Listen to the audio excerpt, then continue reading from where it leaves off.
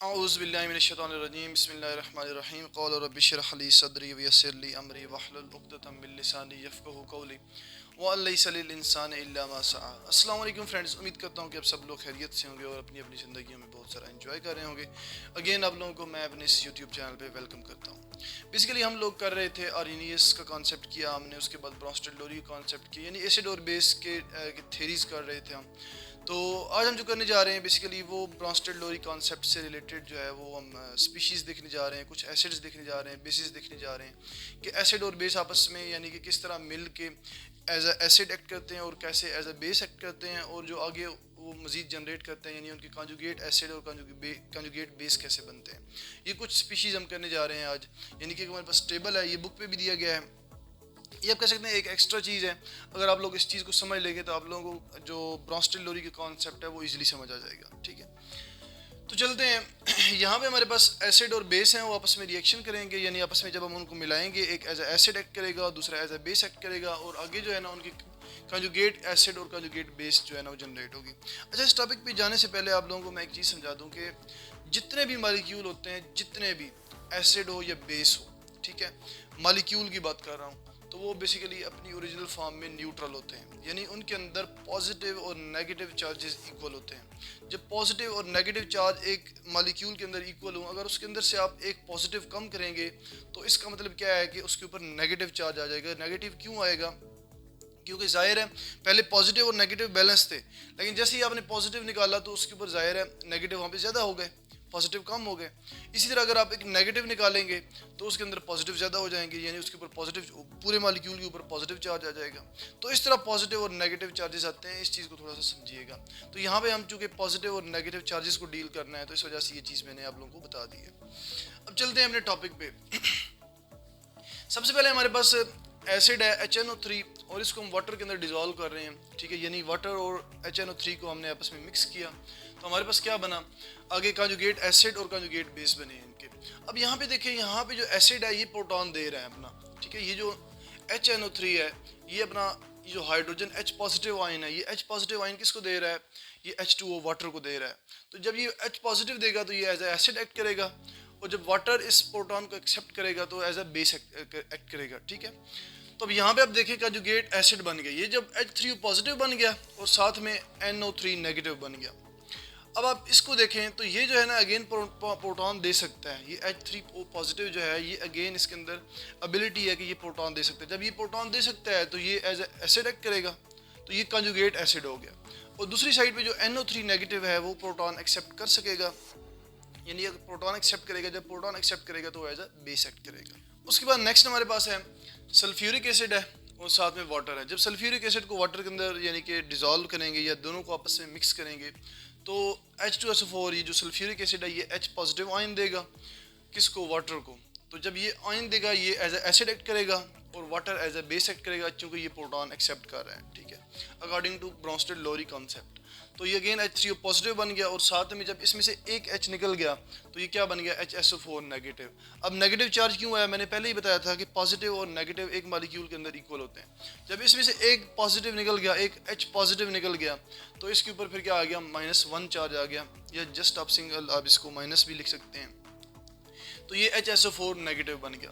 अब अगर अगेन इसके अंदर से आप एक और हाइड्रोजन निकाल दें तो इसके ऊपर चार्ज जो आएगा वो SO4-2 चार्ज आ जाएगा। ठीक है, अगर एक और H पॉजिटिव यहाँ से निकाल दें तो बताने का मकसद ये है कि ये हमारे पास जो है ना, जैसे ही इसने H पॉजिटिव इसको दिया तो ये किसके अंदर कन्वर्ट हो गया? अपनी कंजुगेट बेस के अंदर कन्वर्ट हो गया, HSO4 नेगेटिव के अंदर कन्वर्ट हो गया।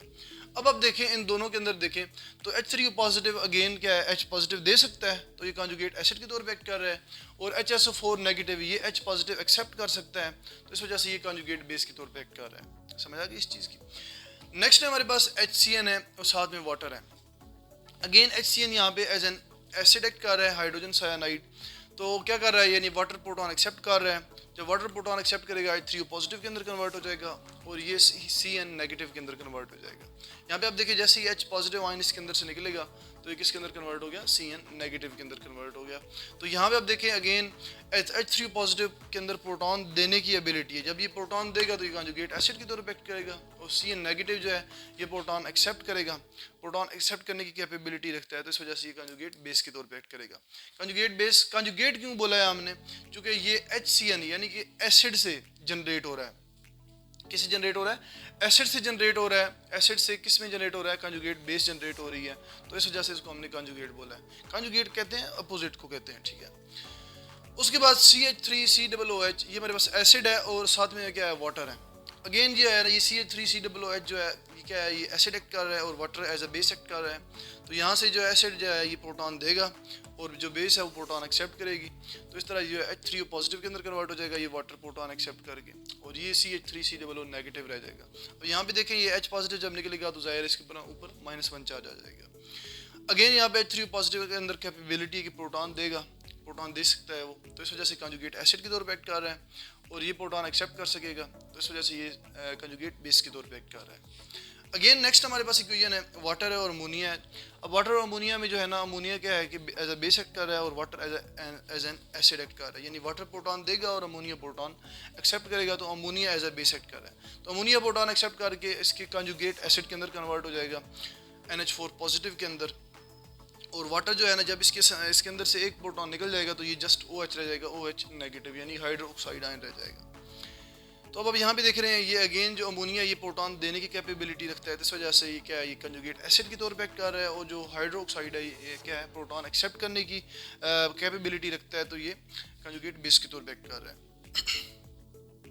आगे वाटर है और कार्बोनेट। अब यहाँ पे समझने की ज़रूरत है थोड़ी सी।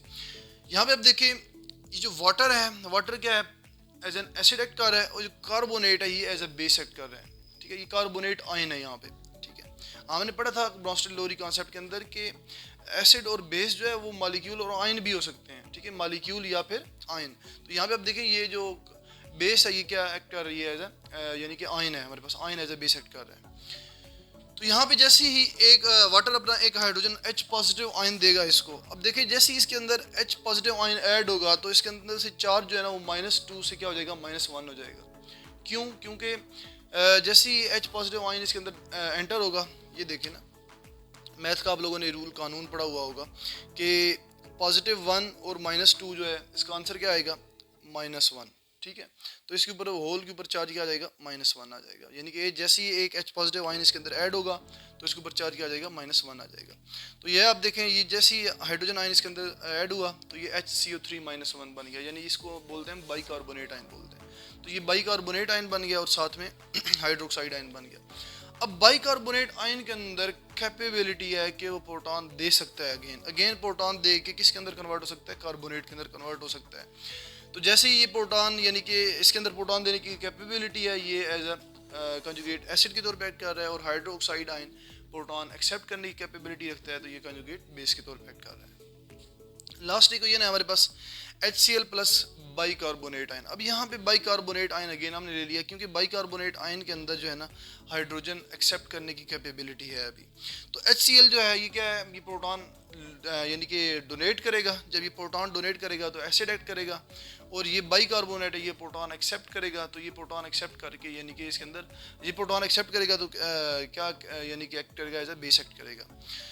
तो जैसे ये प्रोटॉन एक्सेप्ट करेगा तो इसके अंदर कन्वर्ट हो जाएगा H2CO3 यानी कंजुगेट एसिड के अंदर कन्वर्ट हो जाएगा, और साथ में यहाँ से Cl नेगेटिव जनरेट होगा, क्लोराइड आयन ये कंजुगेट बेस के तौर पे एक्ट करेगा। क्यों, अच्छा ये पता कैसे चलेगा कि ये कंजुगेट बेस के तौर पे एक्ट कर रहा है, ये कंजुगेट एसिड के तौर पे, सिंपल इज डैट। कब से बता रहा हूँ कि जब जो सब्सटेंस प्रोटॉन एक्सेप्ट करने की कैपेबिलिटी रखता है वो एज अ बेस के तौर पे एक्ट करेगा, और जो प्रोटॉन डोनेट करने की कैपेबिलिटी रखता है वो एज एन एसिड के तौर पे एक्ट करेगा।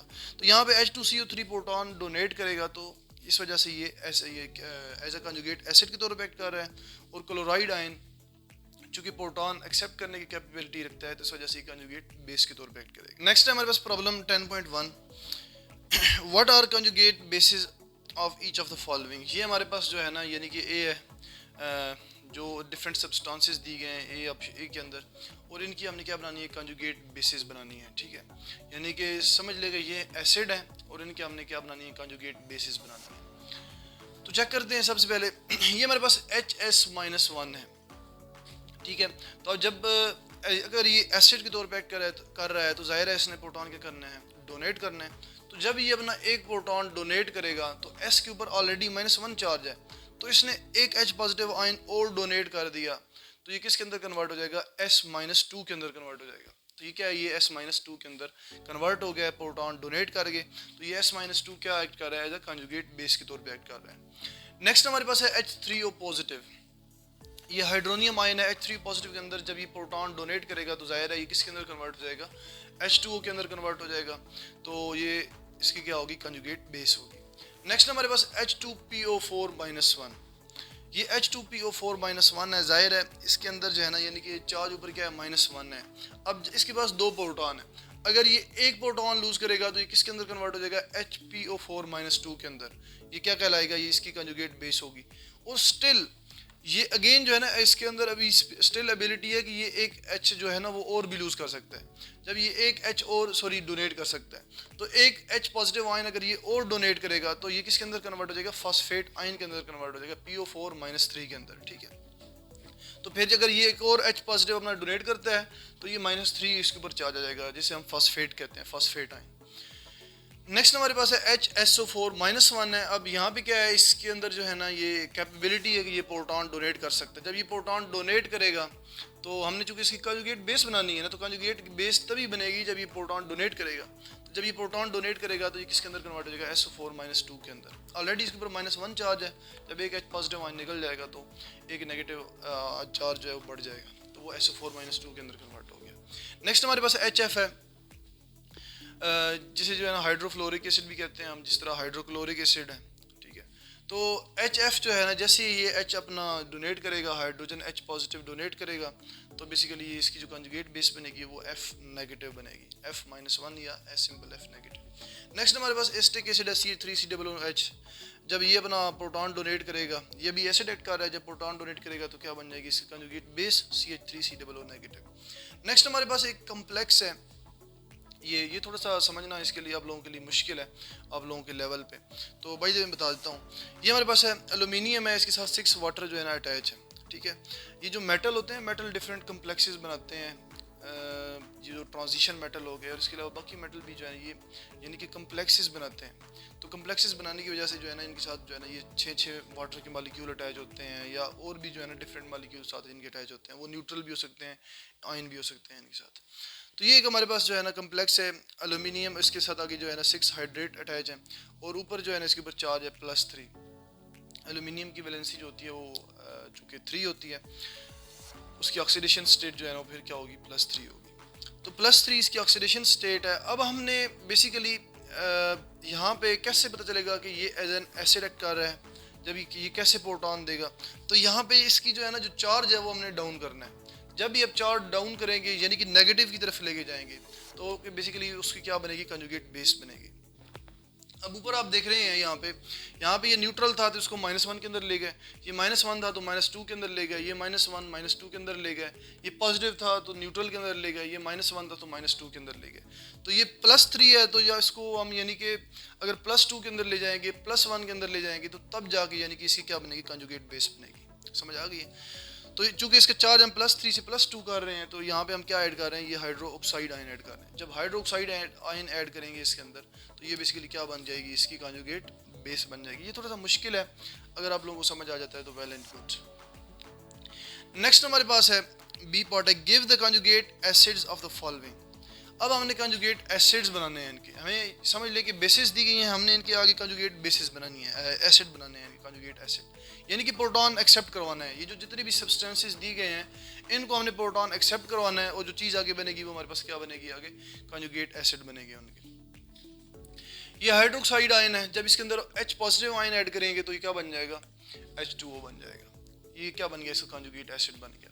नेक्स्ट है ये HCO3-1 बाइकार्बोनेट है, इसके अंदर एक H पॉजिटिव आयन और ऐड करेंगे तो क्या बन जाएगा, H2CO3 बन जाएगा। और जब H पॉजिटिव एक और ऐड किया तो -1 और +1 आपस में कैंसिल आउट हो जाएंगे, न्यूट्रल हो जाएगा, ठीक है। अब यहाँ पे आप देख रहे हैं, यहाँ पे हम नेगेटिव से यानी कि पॉजिटिव की तरफ जा रहे हैं, यहाँ पे हम पॉजिटिव से नेगेटिव की तरफ जा रहे हैं, और यहाँ पे हम नेगेटिव से पॉजिटिव की तरफ जा रहे हैं। नेक्स्ट हमारे पास है HPO4-2। ठीक है, ये हमारे पास एक आयन है HPO4-2। जब इसके अंदर एक H हम और ऐड करेंगे तो क्या बन जाएगा, ये H2PO4 बन जाएगा हमारे पास, जिसको हम फास्फोरस एसिड भी कहते हैं। नेक्स्ट हमारे पास है CH3NH2 है। अब यहाँ पे हम एक H पॉजिटिव और ऐड करते हैं तो ये CH3NH3 पॉजिटिव हो जाएगा। ये देखें आप, यानी कि हमने H पॉजिटिव ऐड कर दिया, नाइट्रोजन में जो है ना H पॉजिटिव आयन ऐड होगा। नेक्स्ट हमारे पास कार्बोनेट है। कार्बोनेट के अंदर अगर एक H पॉजिटिव आयन ऐड करेंगे तो वो बाइकार्बोनेट बन जाएगा, HCO3-1 -2 से -1 के अंदर कन्वर्ट हो जाएगा। उसके बाद CH3COOH है। अगर इसके अंदर हम एक और H पॉजिटिव आयन ऐड करते हैं तो किसके अंदर कन्वर्ट हो जाएगा, CH3COOH2 पॉजिटिव के अंदर कन्वर्ट हो जाएगा। अच्छा, यहाँ पे आप लोग सोच रहे होंगे कि यहाँ पे हमने इसको एज अ, यानी कि ये एसिड भी एक्ट कर रहा है, यहाँ पे ये एज अ बेस एक्ट कर रहा है। तो ये जब हम दो डिफरेंट सब्सटेंसेस आपस में मिलाते हैं ना, तो वो एक दूसरे के लिहाज से जो है ना ये चेंजिंग होती हैं। जिस तरह हमने वाटर को देखा था कि वाटर सम टाइम एसिड के तौर पे एक्ट करता है, सम टाइम बेस के तौर पे एक्ट करता है। तो यहाँ पे समझ लें कि ये CH3COOH हमने वाटर के अंदर डाला है इसको, तभी जो है ना ये इसकी कंजुगेट आगे बेस बनी है। यहाँ पे जो है ना ये जो CH3COOH है, समझ लें कि इसके साथ हमने कोई स्ट्रॉन्ग एसिड डाला है, जो दूसरा H पॉजिटिव आयन डोनेट कर रहा है, किसको, इसको डोनेट कर रहा है, इससे ज़्यादा स्ट्रॉन्ग एसिड है वो। जब इसको H पॉजिटिव आयन डोनेट करेगा तो ये CH3COOH2 पॉजिटिव के अंदर कन्वर्ट होगा और ये इसको हम कहेंगे कंजुगेट एसिड बन गया इसका। नेक्स्ट हमारे पास सी पार्ट है, which of the following behave both acids and base. तो जो सब्सटेंसेस में दी गई हैं ये इनमें से कौन सा एसिड के तौर पे एक्ट कर रहा है और कौन सा बेस के तौर पे, यानी as a acid as a base दोनों के तौर पे एक्ट कर रहा है, वो हमने बताया। तो ये हमारे पास सब्सटेंसेस हैं, ये वाटर है, ये कार्बोनेट है, सॉरी बाइकार्बोनेट है, आगे H2SO4 है, H3PO4 है और HS-1 है। तो हमने इनके कंजुगेट एसिड भी एक साइड वाला पोर्शन बना लेना है, एक साइड कंजुगेट बेस वाला बना लेना है। अगर ये दोनों के तौर पे एक्ट करेंगे तो हमें पता चल जाएगा कि कंजुगेट एसिड के तौर पे भी एक्ट कर सकता है, कंजुगेट बेस के तौर पे भी एक्ट कर सकता है। अब वाटर हमें पता है ये कंजुगेट बेस के, एसिड और बेस दोनों के तौर पे एक्ट कर सकता है। कैसे, ये कंजुगेट एसिड के तौर पे कैसे एक्ट करेगा, जब ये प्रोटॉन एक्सेप्ट करेगा, प्रोटॉन एक्सेप्ट किया तो H3 पॉजिटिव के अंदर कन्वर्ट हो गया और इसने प्रोटॉन दिया तो हाइड्रोक्साइड आयन के अंदर कन्वर्ट हो गया, यानी कंजुगेट बेस के तौर पे एक्ट कर रहा है। उसके बाद बाइकार्बोनेट है। अगर बाइकार्बोनेट को प्रोटॉन दिया जाए, प्रोटॉन एक्सेप्ट करे तो ये कंजुगेट प्रोटॉन जो है ना, अगर ये HCO3-1 प्रोटॉन एक्सेप्ट करे तो किसके अंदर कन्वर्ट हो जाएगा, H2CO3 के अंदर। तो ये इसका क्या बन जाएगा, कंजुगेट एसिड बन जाएगा। और अगर ये एक प्रोटॉन और डोनेट करे, यानी ये प्रोटॉन डोनेट कर दे तो किसके अंदर कन्वर्ट हो जाएगा, कार्बोनेट के अंदर कन्वर्ट हो जाएगा, यानी अपनी कंजुगेट बेस के अंदर कन्वर्ट हो जाएगा। समझ आ गई है, यानी कि ये अगर एसिड के तौर पे एक्ट कर रहा है तो ये इसकी क्या बन गई, आगे कंजुगेट बेस बन गई। आगे H2SO4 है। H2SO4 जो है ये प्रोटॉन जो है ना ये क्या कर सकता है, डोनेट कर सकता है, एक्सेप्ट नहीं कर सकता। जब ये प्रोटॉन एक्सेप्ट नहीं करेगा तो इसका कंजुगेट एसिड नहीं बनेगा, ठीक है, यानी कि ये एज अ बेस के तौर पे एक्ट नहीं कर सकता। अगर ये बेस के तौर पे एक्ट करता है तो ये प्रोटॉन एक्सेप्ट करेगा ना, तो प्रोटॉन एक्सेप्ट नहीं कर रहा है यहाँ पे, जब प्रोटॉन एक्सेप्ट नहीं कर रहा तो इसका कंजुगेट एसिड भी नहीं बनेगा। उसके बाद H2SO4 जो है ये प्रोटॉन डोनेट कर सकता है, ये 2 प्रोटॉन डोनेट कर सकता है। 2 प्रोटॉन जब डोनेट, पहला प्रोटॉन डोनेट करेगा तो ये HSO4-1 के अंदर कन्वर्ट होगा, दूसरा प्रोटॉन डोनेट करेगा तो ये सल्फेट के अंदर कन्वर्ट हो जाएगा, SO4-2 के अंदर कन्वर्ट हो जाएगा, ठीक है, यानी कि इसके 2 कंजुगेट बेसिस बनेगी। नेक्स्ट हमारे पास है, तो इसका मतलब क्या है कि H2SO4 जो है ये एसिड, कंजुगेट एसिड और कंजुगेट बेस के तौर पे एक्ट नहीं कर सकता, ये जस्ट कंजुगेट बेस के तौर पे एक्ट करेगा, ठीक है, इसकी कंजुगेट बेस बनेगी, इसका कंजुगेट एसिड नहीं बनेगा। सिमिलरली H3PO4 जो है ना इसका भी कंजुगेट एसिड नहीं बनेगा, यानी कि ये खुद एज अ बेस के तौर पे एक्ट नहीं कर सकता, प्रोटॉन एक्सेप्ट नहीं कर सकता। जब प्रोटॉन एक्सेप्ट नहीं करेगा तो इसका कंजुगेट एसिड नहीं बनेगा, तो इसकी क्या बनेगी, जस्ट कंजुगेट बेसिस बनेगी। अब यहाँ पे 3 प्रोटॉन है इसके पास, तो ये अपनी यानी कि 3 कंजुगेट बेसिस बना सकता है। सबसे पहले एक प्रोटॉन लूज करेगा तो H2PO4-1 के अंदर कन्वर्ट होगा, दूसरा प्रोटॉन लूज करेगा तो HPO4-2 के अंदर, तीसरा प्रोटॉन लूज करेगा तो फॉस्फेट के अंदर PO4-3 के अंदर कन्वर्ट हो जाएगा, यानी इसकी 3 कंजुगेट बेसिस बनेगी, इसकी कंजुगेट एसिड नहीं बनेगी। लास्ट में हमारे पास HS-1 है, ये अगर प्रोटॉन एक्सेप्ट करता है, यानी अगर खुद बेस के तौर पे एक्ट करता है तो इसका कंजुगेट एसिड बनेगा H2S। और अगर ये प्रोटॉन मजीद यानी कि एक लूज़ कर दे, इसके पास अभी ऑप्शन है, एबिलिटी है इसके अंदर, ये प्रोटॉन लूज़ कर सकता है। प्रोटॉन लूज़ करेगा या प्रोटॉन डोनेट करेगा तो ये किसके अंदर कन्वर्ट हो जाएगा, कंजुगेट बेस के अंदर कन्वर्ट हो जाएगा, S-2 के अंदर। तो इसके अंदर एबिलिटी है, ये एसिड के तौर पर भी एक्ट कर सकता है, बेस के तौर पर भी एक्ट कर सकता है। तो हमारे पास कितने सब्सटेंसेस हैं फिर यहाँ पे, ये वाटर है, बाइकार्बोनेट है और ये HS-1 है, ये तीन जो सब्सटेंसेस हैं ये तीनों जो है ना एज एसिड और एज ए बेस के तौर पे एक्ट करेंगे, जबकि H2SO4 H3PO4 ये दो सब्सटेंसेस जस्ट इनकी कंजुगेट बेसिस बनेगी, कंजुगेट एसिड नहीं बनेगी। तो आपका आंसर क्या होगा, ये वाटर HCO3-1 और HS-1 ये तीन सब्सटेंसेस एज एन एसिड और एज वेल एज बेस के तौर पे एक्ट करेंगे। उम्मीद करता हूँ ये सारी चीज़ें समझ आ चुकी होंगी, बहुत मज़े की चीज़ें थी ये। अगर स्टिल किसी को कोई समझ नहीं आई तो कमेंट सेक्शन के अंदर अपना क्वेश्चन करें, उसको मैं इंशाल्लाह रिप्लाई करूँगा। इसी के साथ मैं अपना लेक्चर एंड करता हूँ, इंशाल्लाह मिलते हैं नेक्स्ट लेक्चर में। इसी के साथ ही अल्लाह हाफिज़।